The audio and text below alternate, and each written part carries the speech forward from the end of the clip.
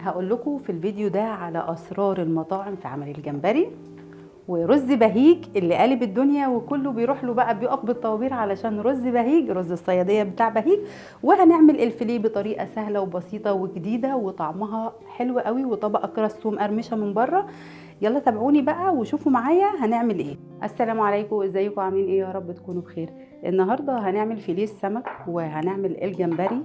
لو ولادك مش بيحبوا السمك هنعمل السمك الفيليه النهارده بطريقه وخلطه ووصفه جباره هتخليهم يحبوه ومش هيعرفوا خالص ان هو سمك. هيحسوه كده بطبقه كراست مقرمشه جميله جدا من بره. وكمان هنعمل الجمبري بطريقه المطاعم. هنعمل الرز الصياديه بطريقه مطعم بهيج اللي قالب الدنيا. جبت لكم كل اسرار المطاعم في الفيديو ده. يلا بينا نشوف هنعمل الوصفات دي ازاي. اول حاجه هنبدا ببهارات السمك، وبهارات السمك دي لما تجهزيها احفظيها في بطرمان عندك كده وتبقى موجوده في التلاجة، تستخدميها في اي وقت لاي نوع اسماك. اول حاجه عندي معلقتين كبار من الكمون، معلقه من الثوم البودر، معلقه بابريكا، ومعلقه من الكركم، معلقه من الكزبره، معلقه كبيره. انا بقلبها على بعضها، وزي ما قلت لكم بحتفظ بيها في برطمان عندي في البيت، وباخد منها وقت تتبيله الاسماك الكميه اللي انا محتاجاها على الخلطه اللي انا بعملها للسمك، اللي هي الثوم والفلفل والاعشاب اللي هضيفها دلوقتي. تتبيله السمك بقى هنحتاج ايه؟ اول حاجه كزبره وشبت، فلفل اخضر حامي او بارد حسب براحتك، حسب انت بتحب الاكل سبايسي او لا، وليمون بالقشر بتاعه وعصير ليمون، وتوم وفلفل احمر مفروم ناعم، والملح طبعا، وتوابل السمك هنضيفها طبعا، بس انا بقول لكم على التتبيله. التوابل دي اساسيه بناخد منها معلقه على كل الحاجات دي. هنبدا نجهز الحاجات دي كلها في الكبه بتاعتنا. نعمل تتبيله السمك نفسها زي ما انتم شايفين. ضفت الليمون والفلفل الحامي والفلفل الرومي، كزبره والشبت، عصير الليمون، وبضيف الفلفل الاحمر، وبضيف الملح. وكميه الملح بتكون اختياريه ليكي حسب انت بتحبي الاكل ملحه قد ايه. خلاص. وباخد معلقتين كبار من توابل السمك اللي انا لسه عاملاها، معلقتين او 3 حسب انت كميه السمك اللي هتعمليها قد ايه. يعني كميه كبيره كميه قليله، انا ضفت معلقتين ونص. بياخد طعم السمك في حته تانية خالص. انا بفرمها عايزه فرم ناعم جدا. باخد شويه من الخلطه دي، شويه على السمك هنا على الفيليه، وشويه على الجمبري بتبله. طيب مده التتبيله قد ايه للسمك والجمبري؟ هقول لكم. الجمبري ممكن تسيبيه في التتبيله من ربع ساعه لنص ساعه، مش اكتر من كده.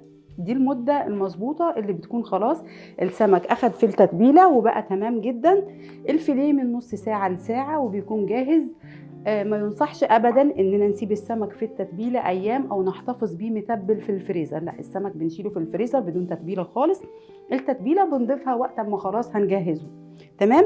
بقلب كده وبسيبه خلاص في التتبيله شويه كويسه، يعني زي ما قلت الفيليه بياخد حوالي ساعه.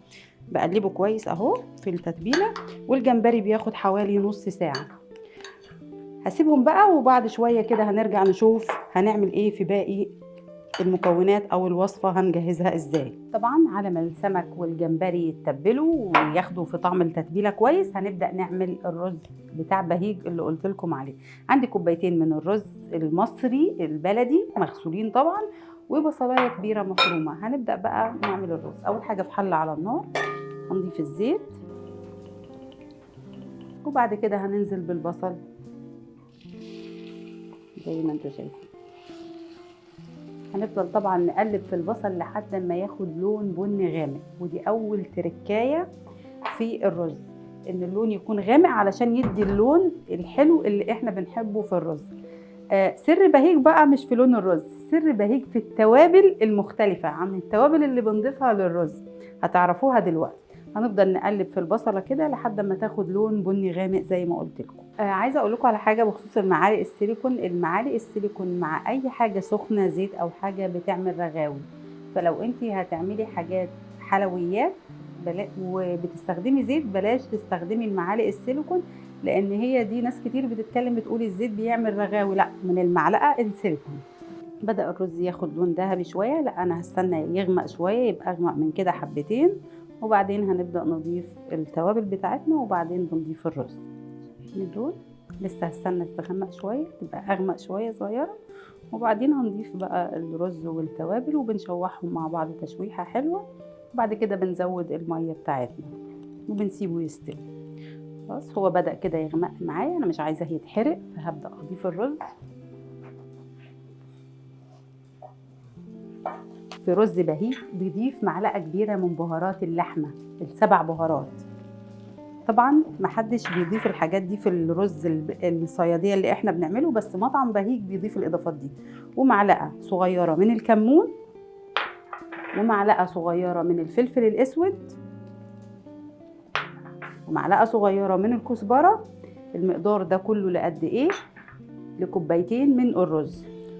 وطبعا الاضافه الحبهان، انا هضيف واحدتين من الحبهان وبضيف الملح. طيب الحبهان لما نضيف الحبهان ابقي عدي فصوص الحبهان اللي بتضيفيها قد ايه، علشان لما يستوي الاكل تخرجيهم، علشان ما يجوش واحنا بناكل تحت سناننا ويضايقونا.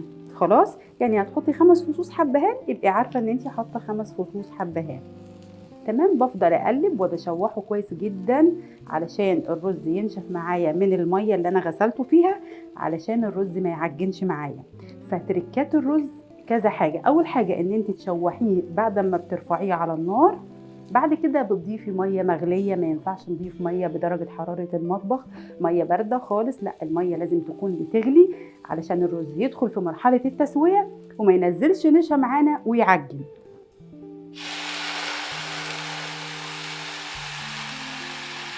الرز بيغلي على طول، دخل في التسوية على طول، مش لسه هيستنى يقعد لما يسخن وتبدأ المية تغلي فالرز يعجن معانا.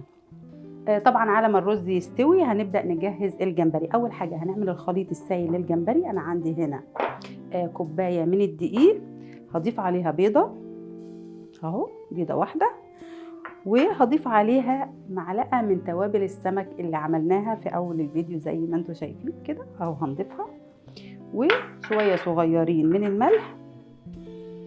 بظبط الملح طبعا حسب رغبتي زي ما قلت لكم، مش هنكتر ملح لان السمك متبل حلو قوي، يعني التتبيله بتاعته مظبوطه قوي. بجهز الخليط كده، هبدا انزل بالميه واحده واحده لحد ما يبقى عندي خليط سايل كده، اخف شويه من خليط الكيك. تمام. الخليط ده الطبقه الاولى اللي انا بحط فيها الجمبري، وبعدين باخده على الطبقه الجافه اللي هنعملها دلوقتي، وهنبدا نجهز على طول ونقلي على طول الجمبري. هنقلب الخليط كله مع بعضه.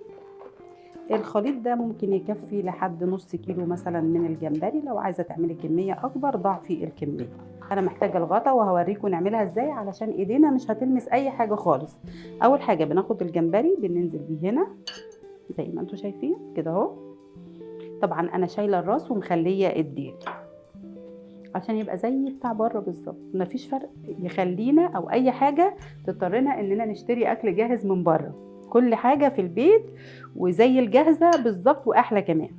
الجمبري طبعا كان متنضف وفتحنا الظهر، شلنا كيس الرمله اللي موجود فيه، وبعد كده تبلناه زي ما شفتوا في التتبيله. بعد كده خلاص انا باخد الجمبري كده اهو وبنزل بيه في البريدنج، اخر طبقه اللي هي الطبقه الخارجيه، انزل بيه واحده واحده. ممكن اخد نص الكميه وبعدين ارجع اخد النص التاني، لاننا لما بنقلي مش بنحط كتير في الطاسه علشان ما يمسكش في بعضه والطبقه تخرج منه وتفك. بغطي كده وببدا ارجها كويس جدا لحد ما الجمبري يتغطى معايا بالطبقه كلها زي ما انتوا شايفين كده. شايفين الطبقه بقت عامله ازاي. هنستنى الزيت يسخن وهننزل بيه طبعا في الزيت وهو سخن جدا. الجمبري بياخد قد ايه؟ بياخد حوالي 3 دقايق، الكبير لو صغير بياخد حوالي دقيقتين. خلاص كده بنزل، بس بلاش نحط كتير علشان ما يلزقش في بعضه ويعمل كفر. ده اللي انا قلت لكم عليه، اننا بنحط المعلقه السيليكون فبتعمل لي رغاوي، فبتحجب عني ان الجمبري مش بيبقى باين او اي حاجه مش بتبان. فنحاول ما نستعملش المعالق السيليكون في اي حاجه سخنه على النار. خلاص كده دي اخر حاجه في الجمبري خلصتها، وهنغير الزيت ونحط زيت جديد علشان نقلي فيه الفيليه. هنبدا نجهز الفيليه. انا محتاجه الفيليه ومحتاجه تلج وميه، ومحتاجه هنا ده دقيق وضفت عليه يعني حوالي كوبايتين من الدقيق، ضفت عليهم نص كوبايه من النشا ومعلقه صغيره من البيكنج باودر، وهقول لكم هنعمل ايه دلوقتي حالا. باخد السمك بتاعي بغمسه في الدقيق كده. اول مره بنعمله على مرتين. هبدا هنا اضيف مكعبات تلج، وبضيف شويه من الميه في نفس الخليط.